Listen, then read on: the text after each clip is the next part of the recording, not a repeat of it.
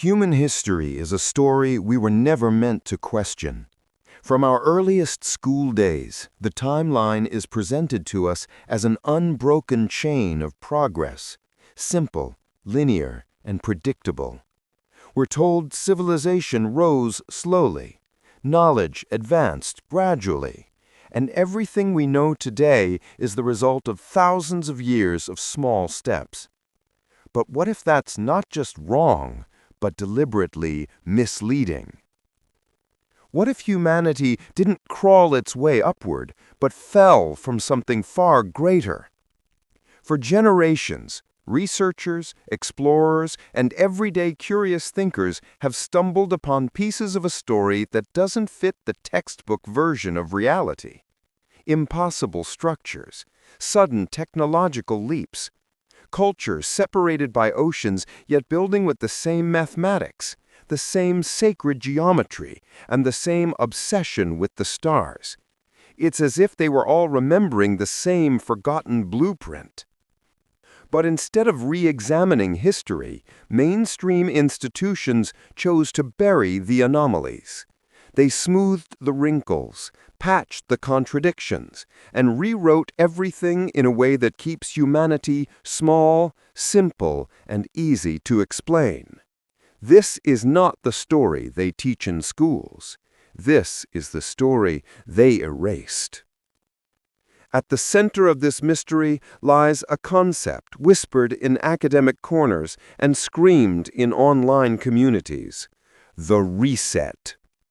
Not a metaphor, not a myth, a real, devastating event, or perhaps a series of events that fractured the true human timeline and left us living in the shadow of a civilization we barely remember.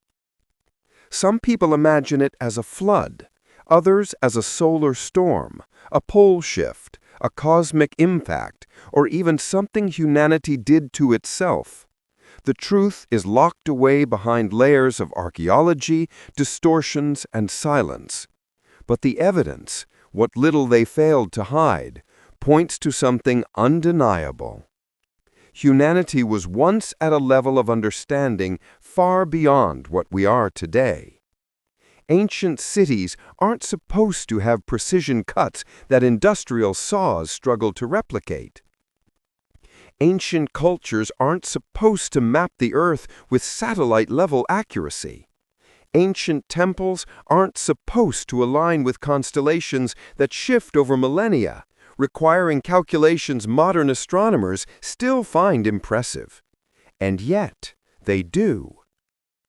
Everywhere we look, Ethiopia, Peru, Turkey, Egypt, India, Cambodia, we find the fingerprints of something older, stronger, and far more intelligent than the story we are told.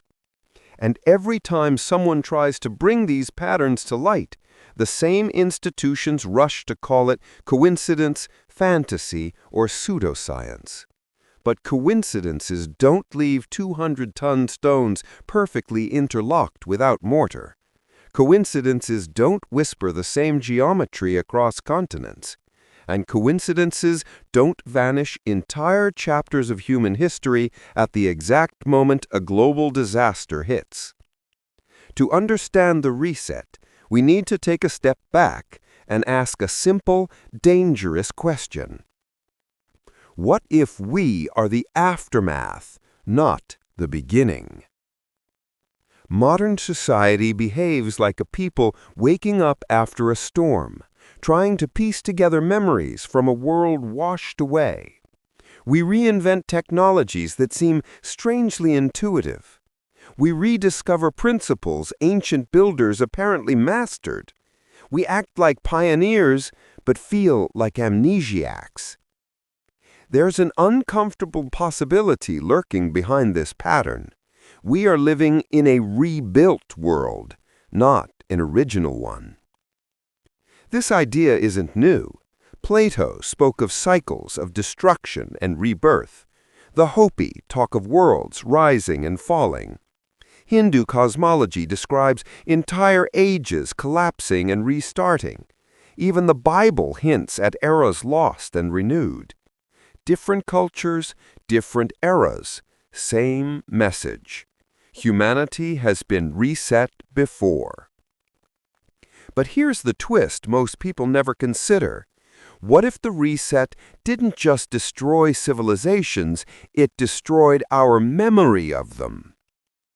Imagine a worldwide impact so large that knowledge became fragmented, technologies were lost, and the survivors were forced to rebuild with whatever they had left. Imagine ancient scientists, engineers, astronomers, and architects watching their libraries burn, their instruments vanish, and their infrastructure crumble. We assume ancient people were primitive because the tools they left behind look primitive.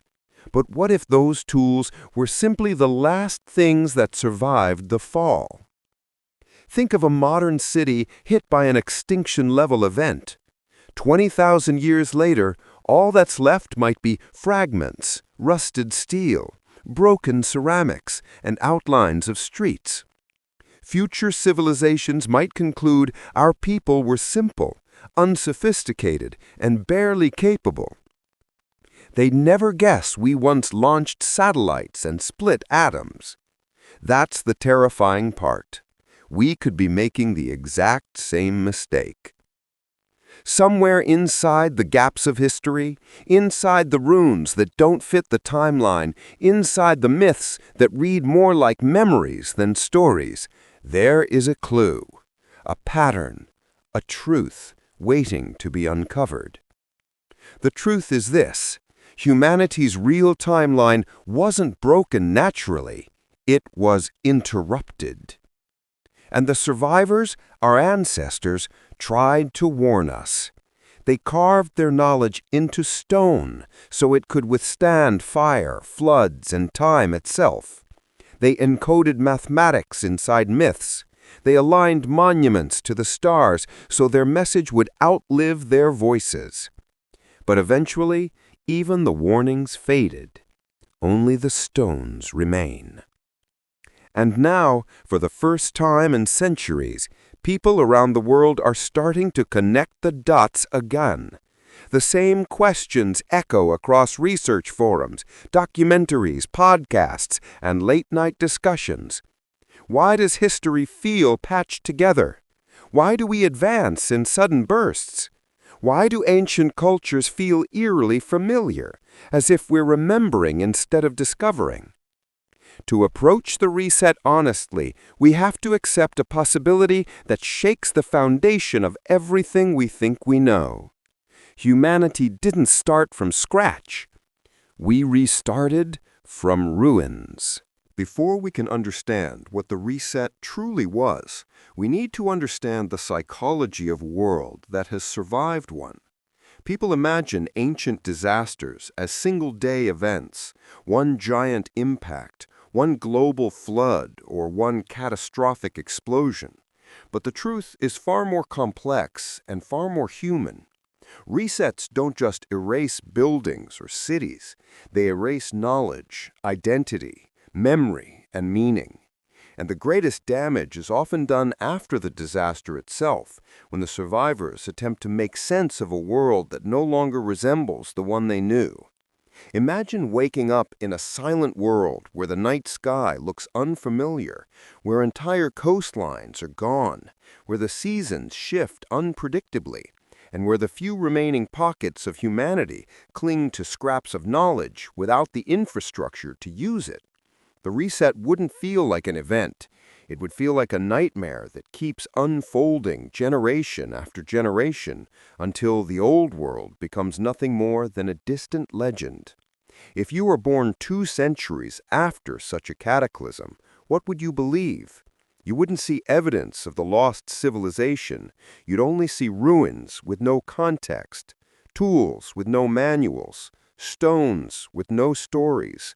You would assume you were the first, the pioneers, the beginning of the human journey. And in a way you would be right, because your world, your reality, and your civilization would be new. But beneath your feet, the bones of the old world would still be there, waiting. This is the part of the story mainstream history avoids discussing, the generational decay of memory. Knowledge is fragile. Without constant preservation, it evaporates. A single lost generation can erase thousands of years of accumulated wisdom. And when you stretch that across multiple generations struggling to survive, what was once a thriving global civilization can become nothing more than a myth, a bedtime story, or even a forbidden memory. This is why ancient cultures speak of the world before, not in poetic metaphors, not as fantasy, but as if they were remembering something real. The Maya spoke of past worlds destroyed by fire and water. The Egyptians insisted their ancestors inherited knowledge from a forgotten age. The Sumerians wrote about beings who brought civilization after a flood. Indigenous cultures worldwide describe sky fires, earth shakes, and wandering suns. These stories don't read like mythology, they read like trauma. And modern institutions treat them like fairy tales because accepting them as real would mean rewriting the entire human timeline. It would mean admitting our ancestors were not primitive, but survivors, not ignorant, but traumatized, not early humans, but late humans, living in the aftermath of a humanity we no longer remember.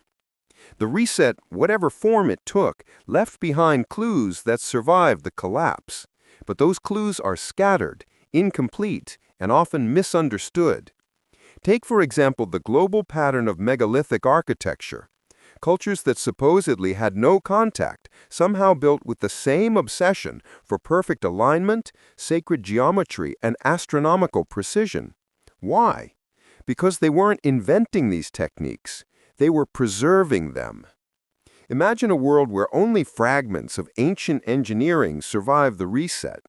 The survivors wouldn't be able to replicate the old machines or lost technologies, but they would remember ideas, concepts, principles, enough to rebuild in rough, simplified forms, enough to keep the memory alive. And over time, those fragments became the foundations of new civilizations: Egypt, Mesopotamia, the Indus Valley, Mesoamerica, each echoing the forgotten world that came before. This is why we see pyramids across continents. This is why we see identical mythological patterns across cultures. This is why ancient calendars, Maya, Hindu, and Egyptian, measure time in cycles, not lines.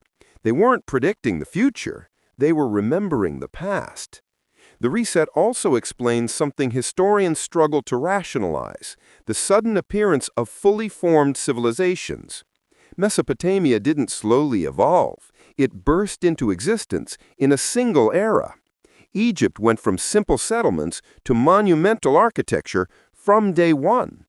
The Indus Valley emerged with advanced urban planning from day one. Civilizations don't pop up like that, not without inherited knowledge. Yet, every time researchers point this out, the response is the same. It's a coincidence. It's early experimentation. We don't have enough evidence. But what if the lack of evidence is the evidence? What if the reset erased everything except what was carved in stone?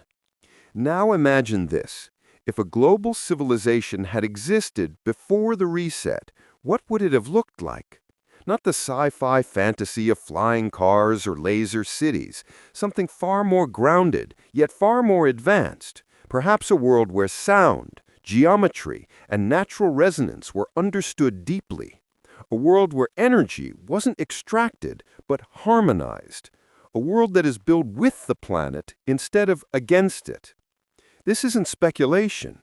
This is exactly what ancient architecture suggests. Egyptian temples resonate at specific frequencies. Indian vimanas are described with acoustic propulsion.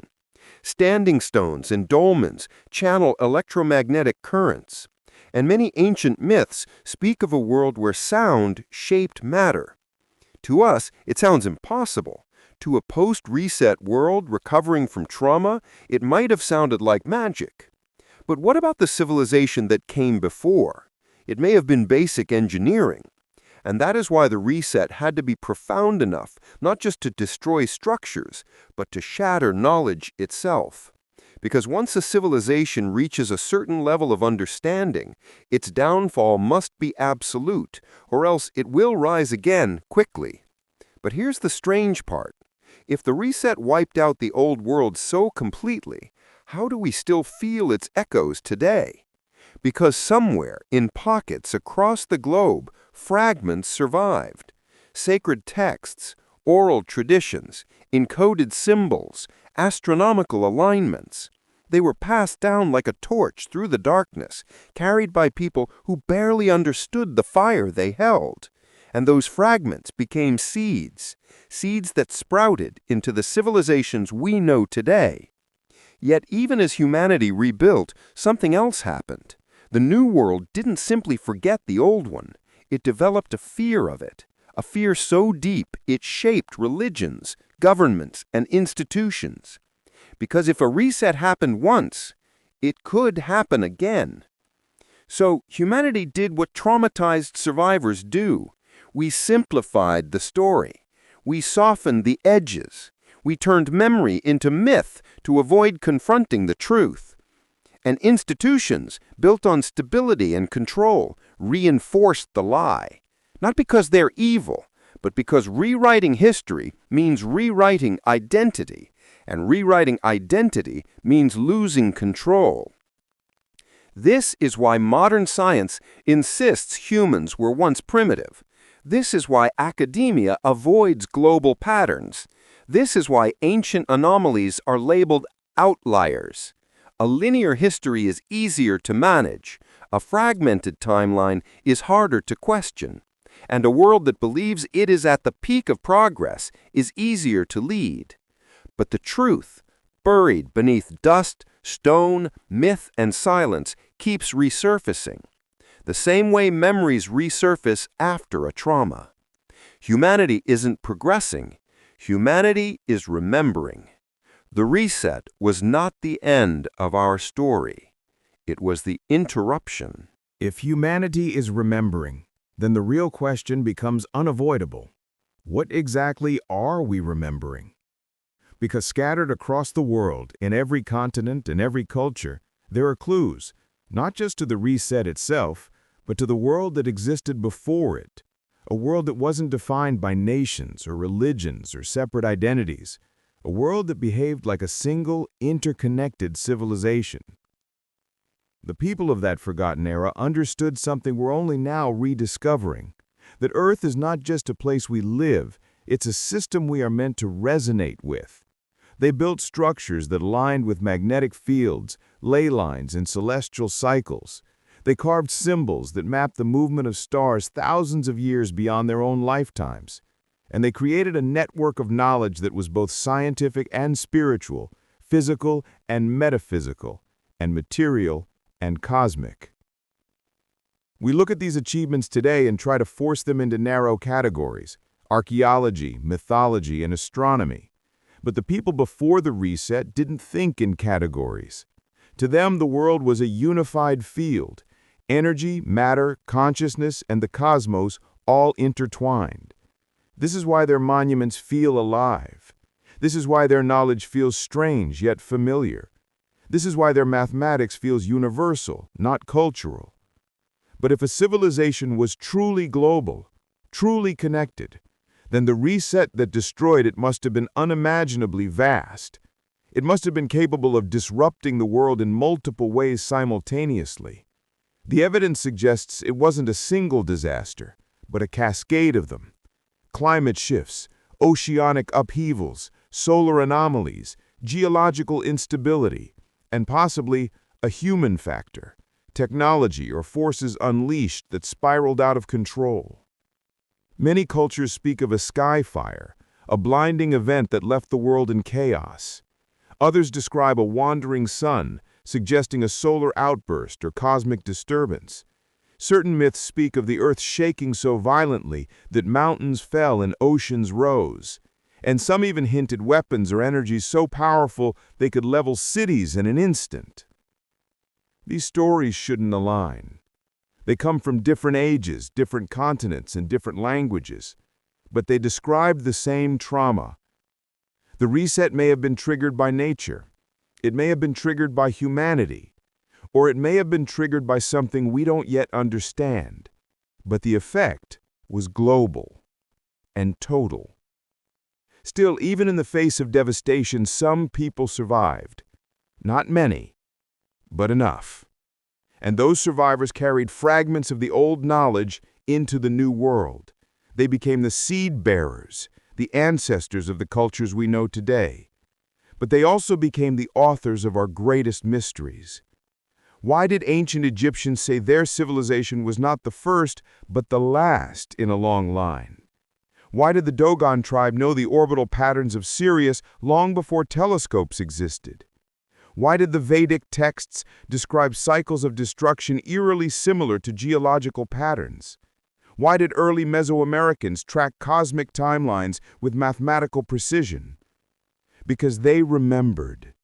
Not perfectly, not completely, but enough to pass down warnings.